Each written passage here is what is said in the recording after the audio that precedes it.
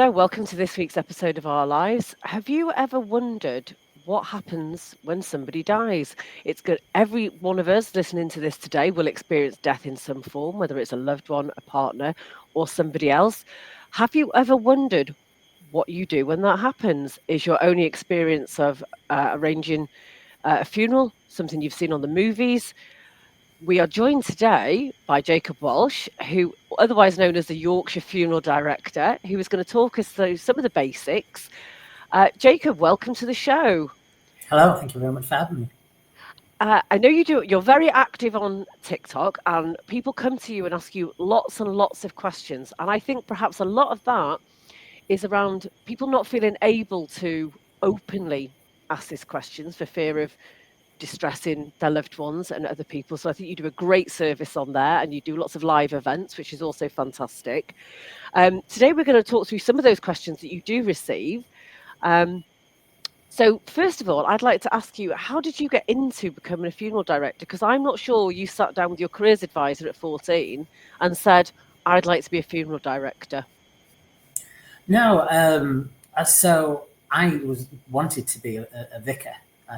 I was Okay. in my teenage years. I was quite religious, and I was a server in a local Church of England church. And I wanted to be selected. You go through a selection process as a vicar, and my vicar, who was also my headmaster of my high school, who is very lovely man and a fantastic vicar. And he just said, look, I don't think, because I didn't want a parish church, I wanted to be a chaplain. I wanted to do hospice and hospital kind of pastoral care.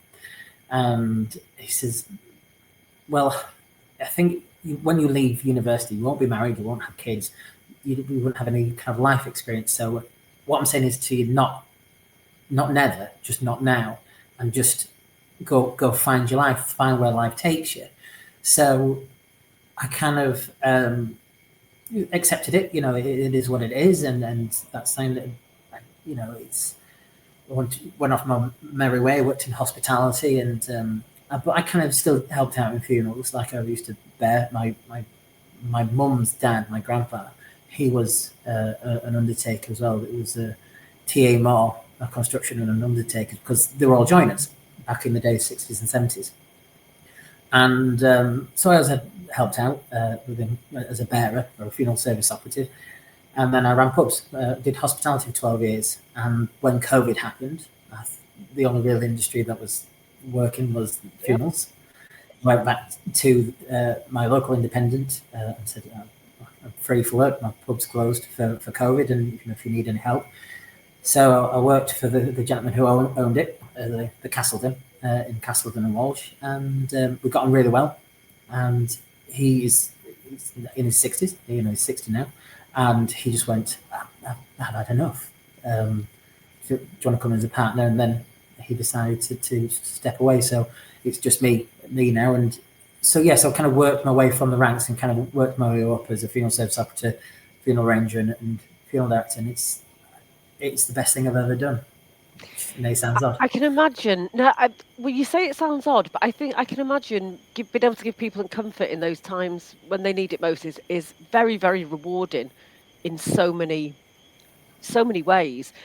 And I think the education that you're giving to people as well about what happens next, for me, I think, and we talk about this a lot on the show, is the inevitable will happen, but most of us are unprepared for it.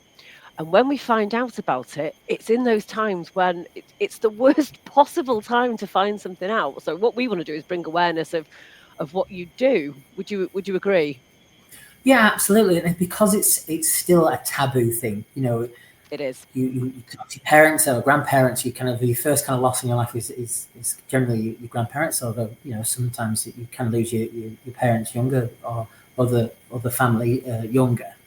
And it's because no one wants to talk about it. It's a natural part of life. Everything is born that is living, and everything has to die. And you have to embrace it. You have to, and it's knowing what to do. And when I started TikTok, and to be fair, even now I still don't know what I'm doing. I just wanted to break down the barriers and misconceptions and myths. And people think that I'm Sweeney Todd and that I'm butchering people and that I'm making millions off vulnerable people, and I'm like, I'm not. Like, No. if you, if that's what you think, you're severely mistaken. And just to kind of educate people, and I get a lot of people who message me on TikTok, which is of course absolutely fine. I'm trying to reply to as many as I can, and they said, I didn't know about postmortems, and I didn't know the kind of behind the scenes, the personal care that you provide, and that's because I've just lost my dad, my mum, and I feel better for it. I feel better for knowing, and because that's the thing that upsets people, it's not knowing. We don't know what happens in the afterlife. I'm not here to tell you, but I can tell you what I do as a fact.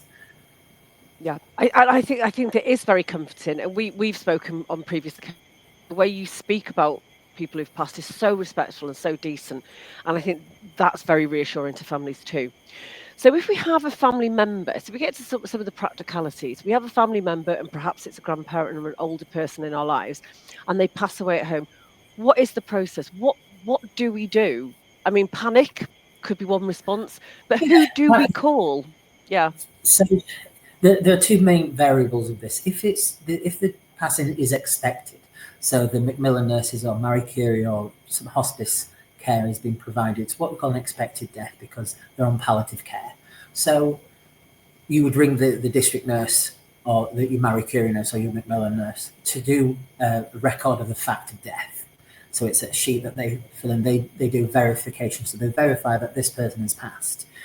If the passing as someone who is unexpected, so they're fit and healthy, went to go on a morning run or went to the shops and got the newspaper, got the note about the bread, came to the door and just sadly passed away immediately, and they hadn't seen a doctor in about a month, well, it's 28 days, then that's when you have to ring an ambulance, and and then the coroner gets involved, or the police have to get involved because it's an inquest, and the police are acting coroners, so they act on behalf of the coroner. So they do the initial report and make a report and send it to the coroner. I think that's a really good point to bring up as well, because I think that people would automatically make the assumption they see police outside somebody's house or police turning up when somebody has passed, something nefarious has gone on, but actually it's not the case, because in this instance they are acting coroner.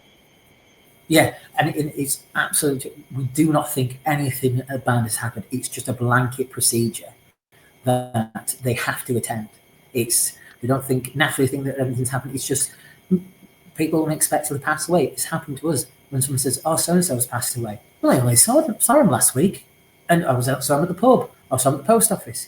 Well, what happened? He said he just passed away. Just passed away in his sleep. So it's just a blanket procedure, and they'll send the report, send it to the coroner, and if it's unexpected, then they'd have to do a post-mortem, which is a whole different kind of thing. I'm sure we'll probably get onto it.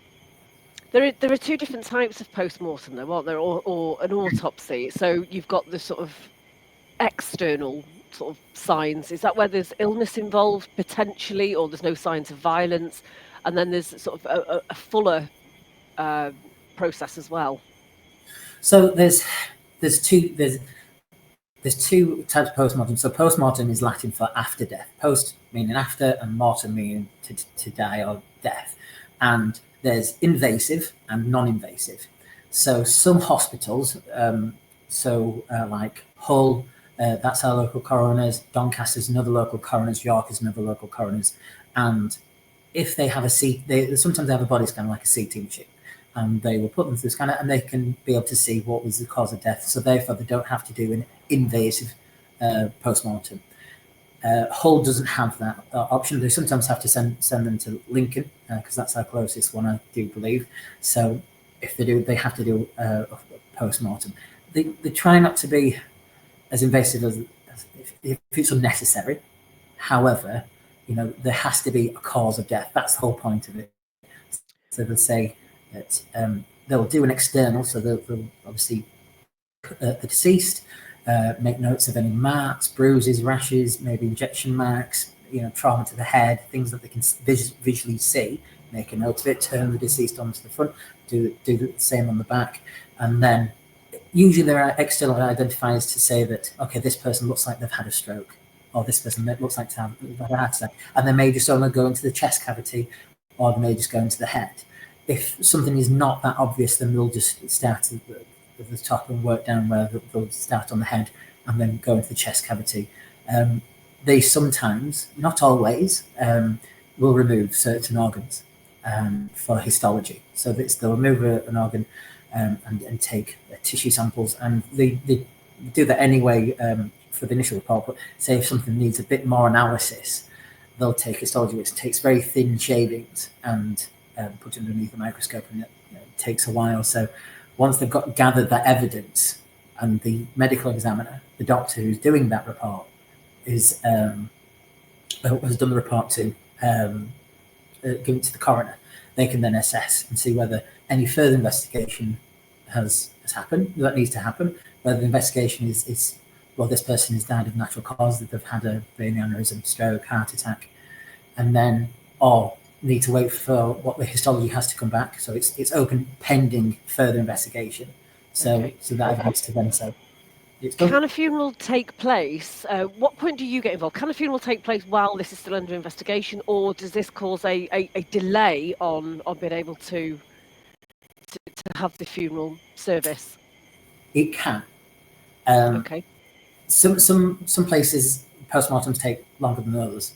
I've had postmortem people have gone to coroners, to pathologist, and they've come back the next day, and I've had to wait 12 weeks for the postmortem to be done. It depends on their kind of workload and what they're going through. And the thing is, we can't do anything about that. We don't make the tune. We just dance the music. We do as we're told. That's our boss. So they will tell us when they're ready. So what they can do a temporary release papers. So they've gathered all the evidence that they need from the deceased. Right, we don't need anything more from this person. They'll ring us and say, right, can you please collect and bring the person into your care, and they'll give you the relevant paperwork for us to carry on with the funeral process. But there is always a delay. Okay, I think that's quite reassuring to know that there are no timescales, so it's very much dependent on a case-by-case basis. Yeah. Can families start making certain arrangements and have discussions with perhaps yourself or another funeral director prior to the body being released or their loved one being released, and start making some of those arrangements, having those discussions of what they would like, and how influenced is how the funeral is put together by the wishes of the family and the person who's passed? So yeah, you can pretty much do 95% of the funeral service. The only thing I refrain from doing is put a date on, because like I said, it could be a week, and it could be a month, or it could be 3 months. So we could still decide whether this person, have a chat and say, well, is this person religious? Is this person humanist? What kind of music? What kind of readings? What crematorium? So we can have everything kind of pending. Okay, everything is ordered. We know what music. We know what type of readings. We've got the celebrant, what type of service they would like. And then once the coroner says, okay, Jacob, can you please bring Mr. Smith back into your care? We can say, right, we brought Mr. Smith back. We'll do our very best with him. We'll look after him. We'll make him dignified and give him the befitting service. And we know the details, so we will then just say, we'll bring the celebrant, we'll bring the crematorium, if it's a crematorium service or church, or the relevant venues, and say, can we do it for, like today, it's the 20th of November, so we'll aim for the 20th of November. Are we all okay with that? Yes, we are. But I try and give options. Usually I say, can we do it for the week commencing of? I get the options from the crematorium, because the families go, oh, can't do it on that day because it's so-and-so's wedding anniversary or someone's birthday. Yeah. So we try to obviously avoid significant moments like that. That makes perfect sense. So talking about families and arranging funerals, because families, as every one of us knows, and I'm sure that you come across this in your day, I know I certainly come across this in my day-to-day work, families can be complex, and families can also have a lot of conflict, shall we say. Who ultimately has the final say in how a funeral will be held? Because we may have people who, for example, perhaps older people that would prefer to go down the traditional route. And I know I've been to funerals where the coffin was decorated in a crazy manner, and it was lovely, and it was fun, and there was lots of different elements that perhaps you wouldn't see in a more traditional funeral. How do you deal with that conflict, and ultimately who has the final say in what goes? So we are. I have several hats, not just my top hat as a funeral director, but we have kind of counselling and kind of pastoral. We listen, we mediate, and things like that. And because what we do is without judgment. I mean, it's no judgment to the person we're looking after, but also their family that they've left. So if there is conflict, if there is a divide of, say, religions, some people say, oh no, we want religious service, or we don't want humanist, and sometimes I just have to just gently guide and say, well, I can understand, I understand we're all here for one purpose, and that's so that this person that we all care for, even me, I care for the people that are in my care. What did they want? Were they religious? It's okay, you be religious, and that's absolutely fine, but what did they want? And did they go to church? Well, no, they didn't. Well, then I don't think having a religious service would be appropriate. I mean, and then they go, yeah, okay. And it's that kind of gentle encouragement, because and you do get arguments, sometimes in fistfights. It has happened, and Okay. It's genuinely awful, and quite surreal. But it's just, you just have to remind them why they're there, and give them some perspective, and to say, look, I understand you're angry. I can understand the pain that you feel, but focus on what we're here to do, Yep. and Bringing make everybody it, back to that, bring it back the reason. to focus. Because a lot of all the dirty laundry comes out. There's that scrapping. Well, you said this to me 5 years ago. You did, and then you didn't talk to me when I walked past you in Sainsbury's. Like, stop talking. No one cares about that. We care about this person. So can we just come back to the And I person? suppose it's a time with really when emotions are running particularly high anyway, so it kind of enhances those feelings. I've got a question that's cropped up a few times: is can you uninvite somebody from somebody's funeral? Oh, that's a popular one. So unlike a wedding, it's not it's a public service. There's no such thing as uninviting or invite only. Where a wedding, you'd hand invites out, but because, so like a crematorium, if you're having a crematorium service, majority run by the council, and the council is a public office. It's a public place. You cannot say no, you cannot come in. However, if they are disturbing the peace and disturbing the service, then I will say, if you cannot control yourself, then you may need to step out. And of course, you kind of escalate it and intensify and say, look, if you don't stop it, I will ring the police. And so, but after the first kind of gentle talking to the usually, you can, like I said, they're just ruled with emotions, because it's raw and it's motive, and it's hard. It is so hard, because you want the people you love to live forever, and we all would love that, me as well. But unfortunately, it's just not. It can't be like that. And it's unjust, and there's no one to be angry at. And that's just one of the things. You can't be angry at anybody or anything. It's just that pent up anger, and it just goes from there, really. So yeah. I mean, it's probably the most question I get asked. I can imagine. I can imagine. So you can't uninvite people from funerals because you can't invite them, because it's a public event. But when people are viewing your loved one, do you have any say as whether you're the next of kin? Could you explain how that works? Can you stop other people from going in to visit or to pay their last respects in person? Yes. So with what I call visits, some people prefer to view, and I prefer visit, because they live here. This is why it's called a funeral home, is because they live with me. They live in the place where I take care of them, and so the family may have certain requests, and just say, look, only these people can see them, and anybody else, no. Or the family say, look, I don't want anybody to come and visit them. I just want them to be left alone, which is absolutely fine. Or they may have just a select few, and if they don't, I tend to just put a password. And if they ring me, I'll say, can I see the Mrs. Smith? So okay, can I have the password, please? And if they know it, great. I know they're in the know. And if they go, what password? They go, I'm really sorry, but if you don't know the password, you need to speak to the family. That's a really interesting way of dealing with it. I'm not saying no. It's the fact that because it's the family's decision. If you are angry with me, that's absolutely fine, but it's actually the family's choice, and they're the people that I listen to because they instruct me in what to do, and that's sacred. That's the all and end all. I do as I'm told. So, and if they say no, then it's no.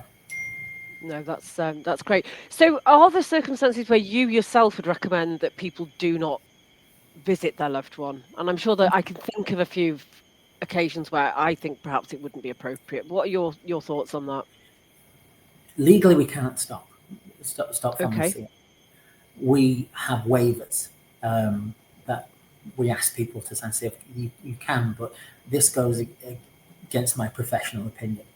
Um, I would be more comforted to know everyone would slip away peacefully in the sleep, and it's a gentle, soft kind of slipping away.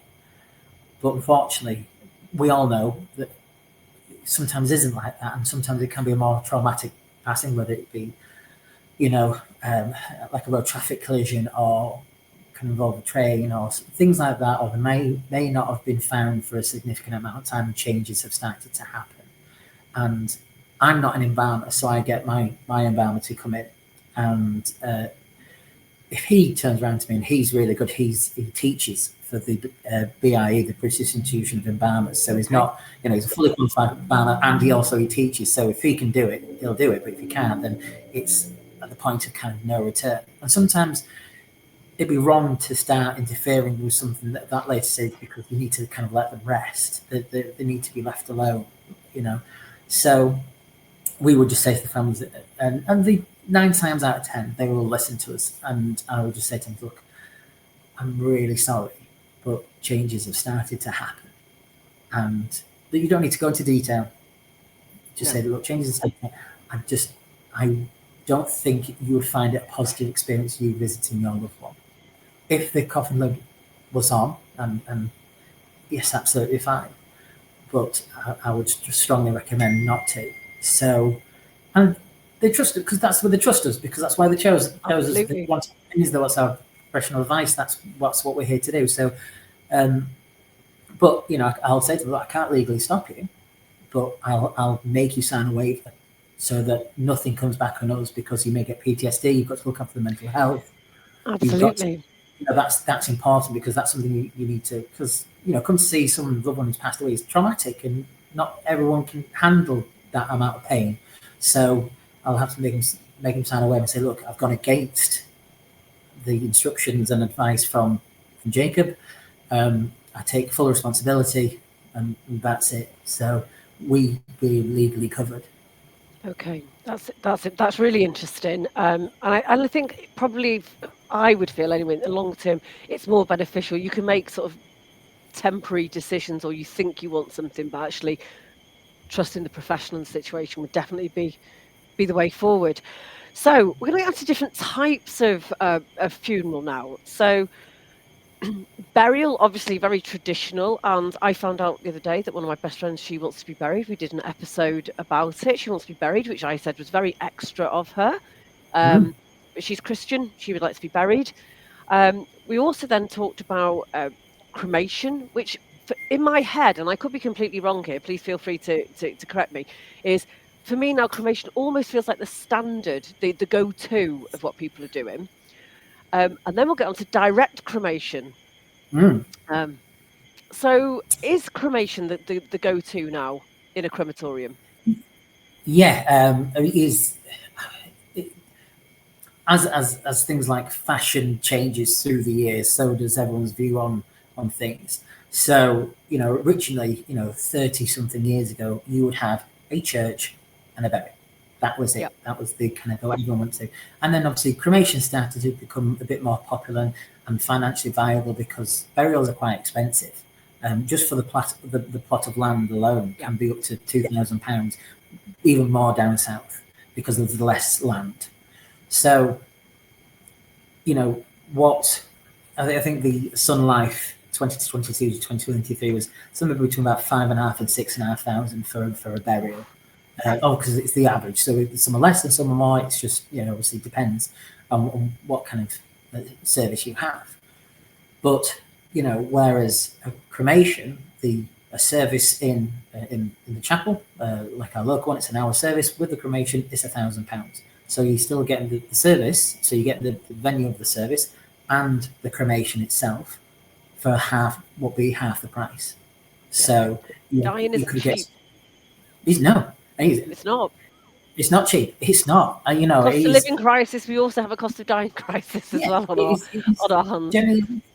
And when we talk about billing, we had a discussion before about people saying, why are you charging this much amount of money? I'm like, I'm not. Like this Yep. is there's our invoice is split in half. There's our professional fees, and then there's our third party or disbursements. So our professional fees is what we charge, and then there's um, cremation fees, church fees, um, cemetery fees, anything that we don't have anything to chat like flowers. So that the price is the price. We can't change that. It was professional fees. That's what we charge. So we can alter that. That's how where our kind of wages. So what we get Yep. paid for our service. So we can alter that, but the rest we So can't. So coming on to perhaps what would be considered, and I'm going to use inverted commas here because actually I'm thinking very much along the lines is this is perhaps what I would want is direct cremation. Mm. Now, I've had a my mum heard that you got sent home in a jiffy bag, and she said I absolutely do not want to come home in a jiffy bag. Yeah. I don't sure where she's got that from. No. But a direct It's, cremation is you explain what a direct cremation is and so why it, it's becoming it more popular. So it became popular around COVID. So pre 2020, it was 3.5% of all funerals were direct cremations. During and after, it rose to I think 20 to 30%. Wow, that is a So that jump. is a significant jump. And because of the cost of funerals, because they are extortionate, and I'm a funeral director, and I think I'm a Yorkshirean as well, so I'm always thinking of everything extortionate. But but if you get think, oh, I don't believe in God, I don't waste your money on me, and someone providing a service, a direct cremation, where it is literally that, it says exactly what it is. No service, it's unattended, no one can come and see it. This £1,000, which I think is kind of between 1,000 and 1,500, depending where you go. We will literally bring you into our care, put you in the coffin and coffin you, take you to the crematorium, and then bring you back, and then that's it. No jiffy bags. No jiffy bags. There is so in an ashes container. They used to look like penny sweets. These big plastic Yeah. containers. Now the eco kind of coffins, ashes caskets were kind of cardboard, and inside that there's a paper bag, but it's just so it's to make sure it's doubly sealed. And then there's the cremation ID tag on there, and also the sticker on the bag as well, so you've got the right person. So yeah, that is it. But if you want an average, you say £5,000, and then you're paying £1,000 a fifth. Yes, absolutely. And also, I think, and I discussed this with a friend of mine the other day, and I said, for me, I was traumatized by that curtain coming round at the end of a cremation, Yeah. and that sticks with me. So I think, for me personally, although I'll be there, but not sort of Maybe not in spirit. main character. I would be the main Yeah. character. But I Yeah. don't think I feel comfortable with that. So I actually think, for me, direct cremation is something I'm going to look into because also that doesn't stop you then having a celebration of life elsewhere. Yes and no. Okay. I completely understand, and because the of the service was so used of the procedure, it's ingrained in us for years and years that we have a service at the time of your funeral, at the time you cremated, at the time where you're buried. That is the point we say goodbye at.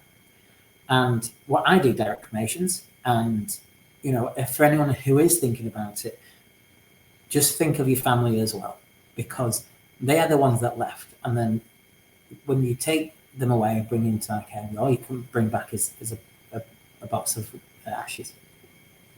They haven't said goodbye.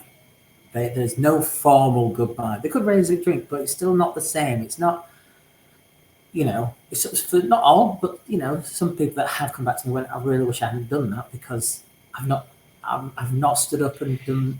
There hasn't been that full stop. There hasn't been that closure point on it. Yeah. yeah, I feel kind of like empty. I've not organised anything. I've not seen, because all the family come up, your aunts and uncles that you don't see unless it's a funeral, come, and then it's none of that there from, which I can understand that it's a lot of money, and things like that. However, the the mental health kind of thing with it is the fact that you haven't said goodbye, and that affects people. So, okay, yeah, you're saving a bob or two, great, I'm all for that, but please think for the option. But please do think about the people you leave behind. So I think that kind of leads me nicely into the next part is when do we start having conversations with people about what they want? What would you like? And then also talking to them as well, because I think you're right about the family you leave behind. We would be the main character in our own funeral, but actually it's not really about us because we've already passed. It's about the people that we leave behind and what they would want to do. Do you think there's any better, and I'm sure that there's no right or wrong answer to this, is it better to leave it to the people who are left behind to arrange what would be, let's say, beneficial to them? That's very much the wrong terminology. What would be most comforting to them? Or, and I know some people who are so organised that they'll have everything sewn up down to the finest detail. On the balance of things, what do you see?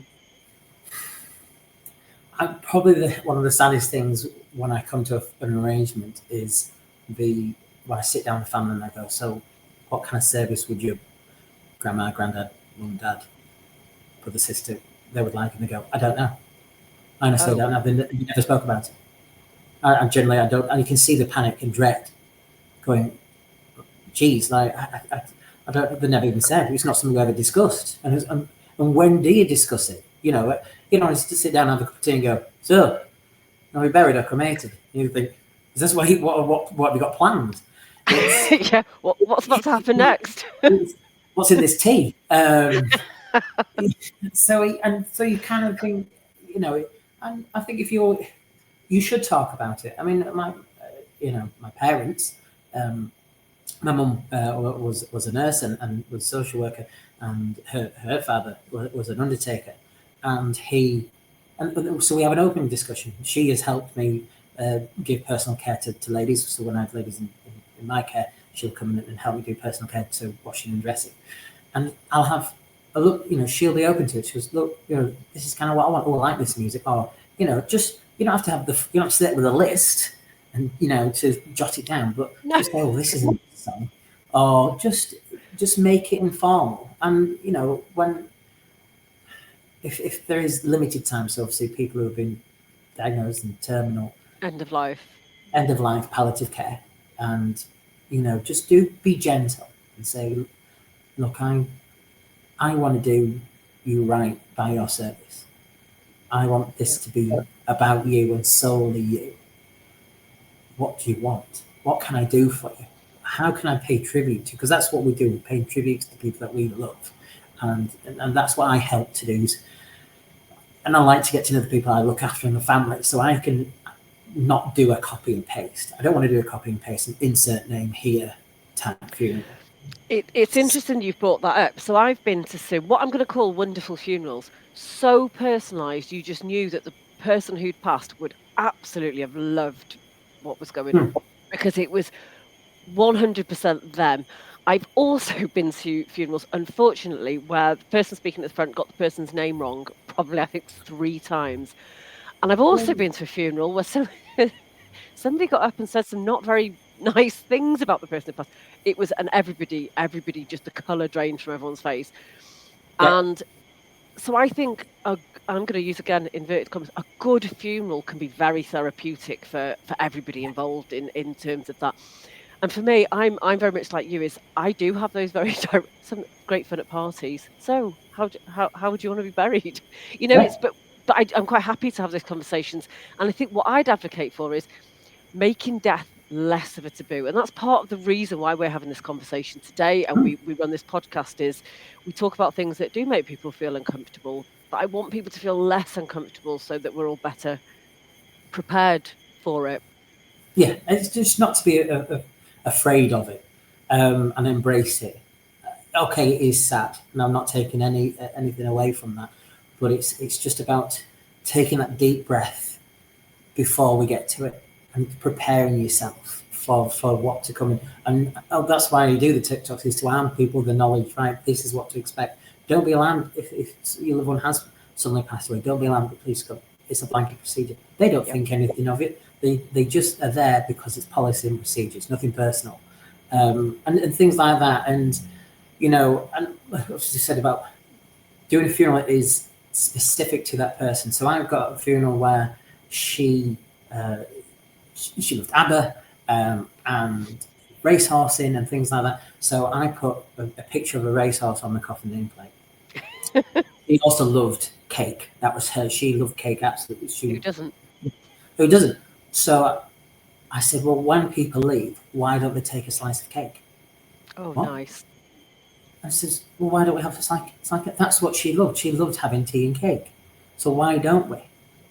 And, making things like that. The cost is insignificant, but actually, thought, how lovely is that? Huge impact. And things like we have a chapel in our premises and our funeral directors, and I'm doing a service then, and the person we're looking after has a dog. And I said, why don't we bring the dog? They go, can we do that? I went, of course you can. It's my funeral directors. Pets are our family. I have 2 dogs. They are. I love them. They're my babies. But that, the dog meant everything to the gentleman everything to the dog. And well, why wouldn't you? And things like that, allowing them to be part of this process, and because so the family that you're talking to believe that you are doing everything to care and to think over and above, not to go, yeah, right, we'll just do this, cheapest, we'll just do it. No, I mean, just copy and paste, insert name here. I don't like it. It cringes me. It makes me upset, because you as a family deserve from me the best, 100%. It has to be perfect. Anything less is not right.